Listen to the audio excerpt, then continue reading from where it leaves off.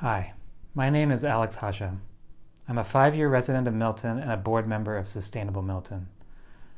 This year, Sustainable Milton is sponsoring a warrant article for the annual town meeting to adopt the Specialized Building Code, a set of code updates designed to align with Massachusetts' strategy to get greenhouse gas pollution that drives global climate change under control by 2050. In this video, I want to make the case that adopting the code now is the right choice, not just for Milton, but for our children and future generations. Climate activists talk a lot about saving the planet, but that doesn't resonate for me. Earth has gone through immense climate change many times before. Natural climate change has caused multiple mass extinctions, but life always adapts and rebounds. Humans have been around only 0.004% of the Earth's history, but even we have survived an ice age more extreme than climate shifts we face today. Climate change is nothing new for the planet, but civilization is. In the 200,000 years that humans have walked the Earth, we've had agriculture for only 10,000 years, the internal combustion engine for 164 years, a national electric grid for 71 years. It's been only 79 years since there was a total war between major world powers, and only slightly less than that since those powers had weapons sufficient to destroy all the world's major cities in an afternoon. Our media diet would have us believe that things have never been worse. In a lot of material ways, they have never been better. Modern technologies, institutions, and infrastructure have given us an insurance policy against violent storms, bad harvests, and armed aggression that our ancestors could only dream of. But they were designed for the relatively stable climate of the recent past. Climate change doesn't threaten the planet, it threatens our way of life. The impacts are already large and growing rapidly. In 2023, the United States had 28 separate climate-related disasters with losses exceeding $1 billion. This is a massive increase from recent history. From 1980 to 2023, there was an annual average of 8.5 disasters above $1 billion. From 2019 to 2023, the average was 20.4 events. We're already starting to see major insurance companies pull out of entire state markets where the risk can't be insured at affordable prices. Now, lest you think that this is only a problem for California and Florida, urgent and costly impacts are also anticipated right here in Massachusetts. There will be damage to infrastructure and buildings from extreme storms, degradation of ecosystems, and a reduction in state revenue just as demand for services increases due to climate migration, reduced ability to work outdoors, and rising costs for shelter. By the end of the century, a Massachusetts summer will feel like a Georgia summer does today. Now, I'll be honest with you. When I hear coverage of specific disasters or regional impacts over the next few decades, it sounds serious but not life-threatening. I'd rather Massachusetts didn't feel like Georgia in the summer, but plenty of people are moving to Georgia right now of their own free will. I hear Atlanta is really nice. It's when you start thinking of this in global terms, with the impacts piling up across the world all at once, that you start to see that transitioning away from fossil fuels isn't optional. I did my PhD research on climate models and worked with researchers who studied long-term worst-case scenarios for climate change. The models predicted the increase in extreme heat, storms, droughts, floods, and wildfires that we've all experienced in recent years.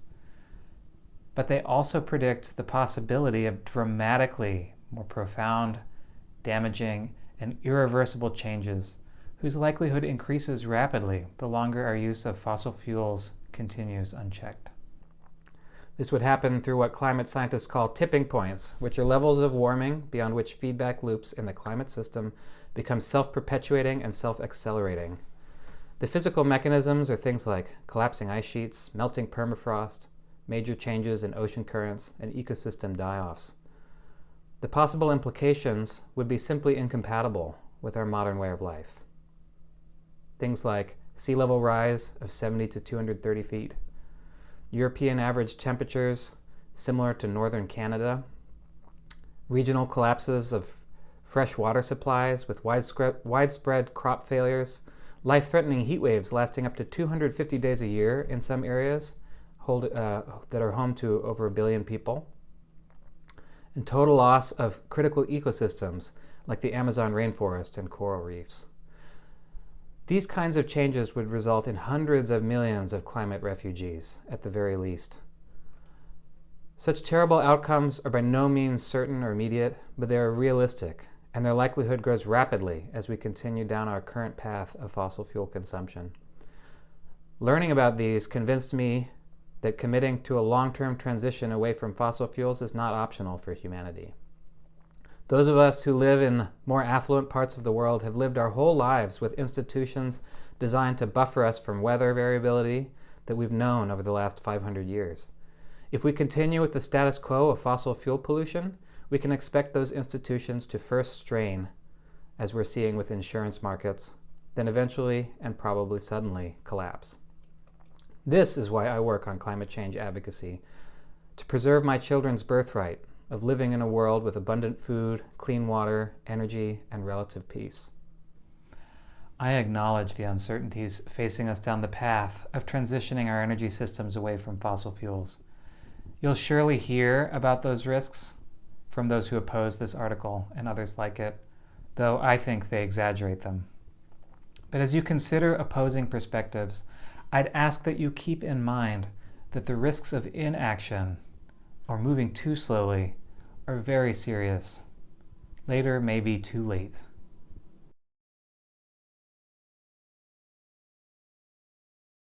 So now I want to turn from the dark part to the hopeful part.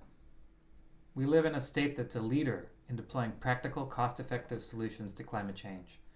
Massachusetts has a strategy to get climate warming and pollution under control in time to prevent the worst-case scenarios of climate change.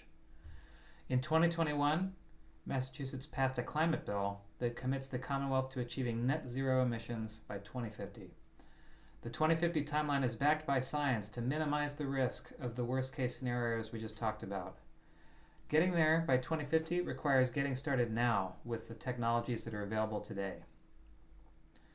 Because low emissions fuels are not yet economically viable at scale, and because there have been dramatic drops in the price of renewable electricity in the last 2 decades, Massachusetts' strategy focuses on electrification.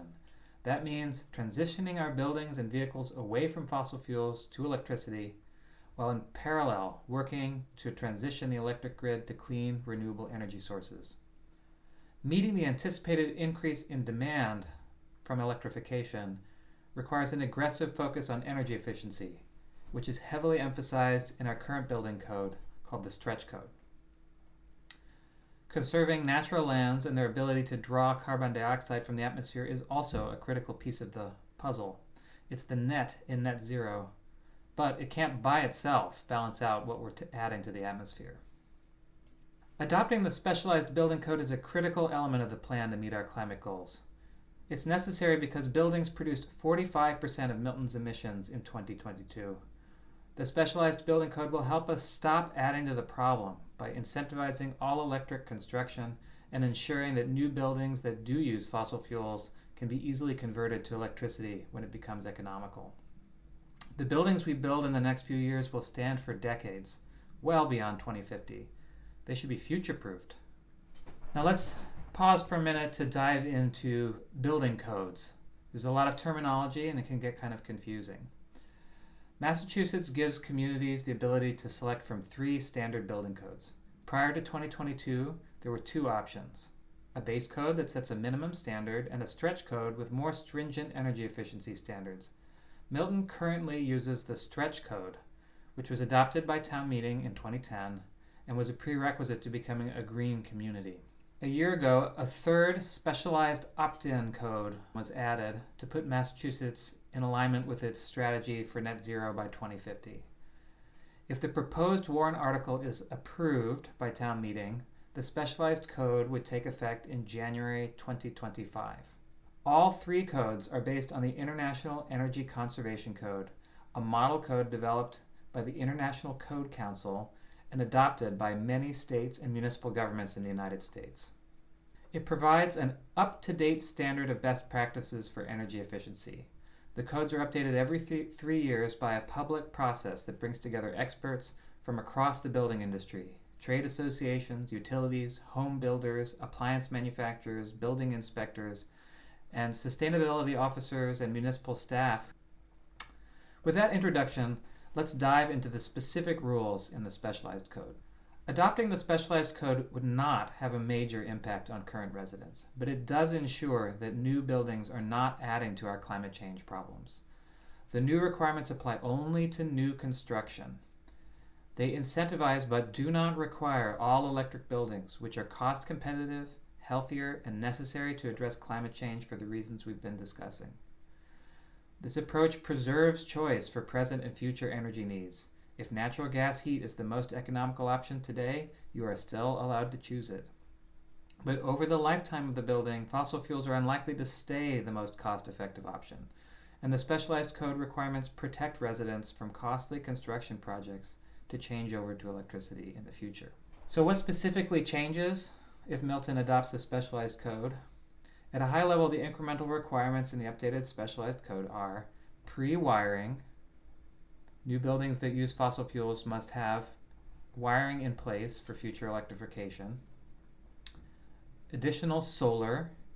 New buildings that use fossil fuels must install a certain amount of on-site solar to offset their energy usage. Higher energy efficiency standards for large homes. New single-family homes greater than 4,000 square feet must be all electric or certified zero energy, which means installing adequate solar to offset their energy usage. And large multifamily buildings must also meet more stringent energy efficiency requirements.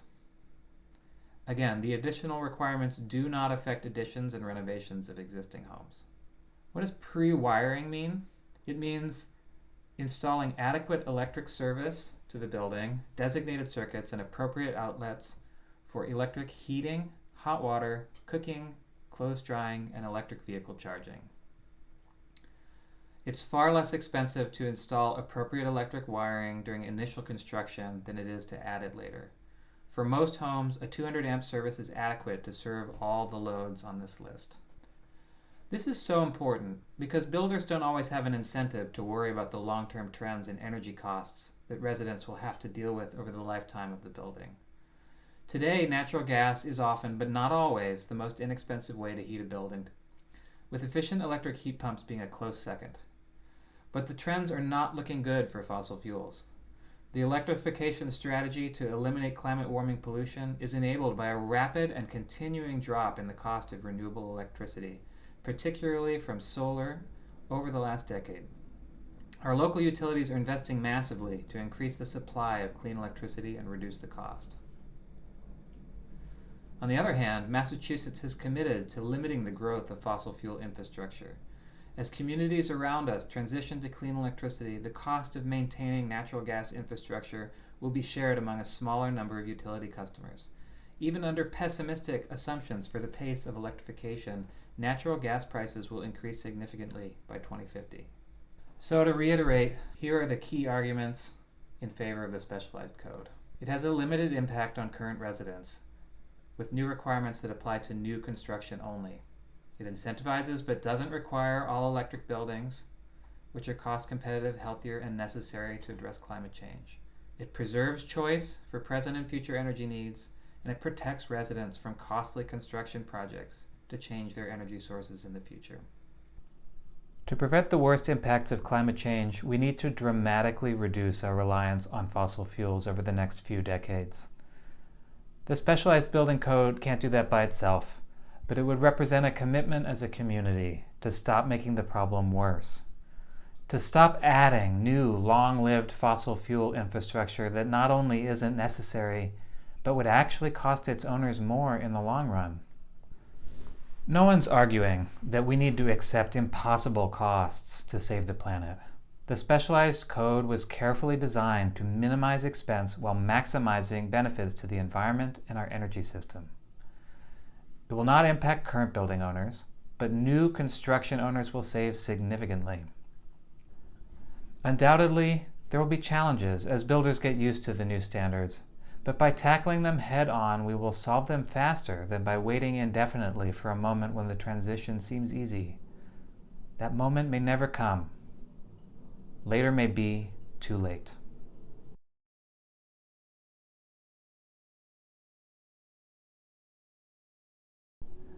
The video description includes a link to these presentation materials and additional resources with more details, in particular about the potential cost impacts for a new school, which is a key concern I know for me and for all of us here in town.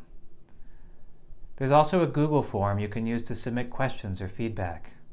I'd really love to hear from you and learn more about this together. This is a new and complex topic for most of us, but when you've had a chance to digest, I hope you'll join me in supporting this important step to address climate change here in Milton. Thanks for watching, and I'll see you next time.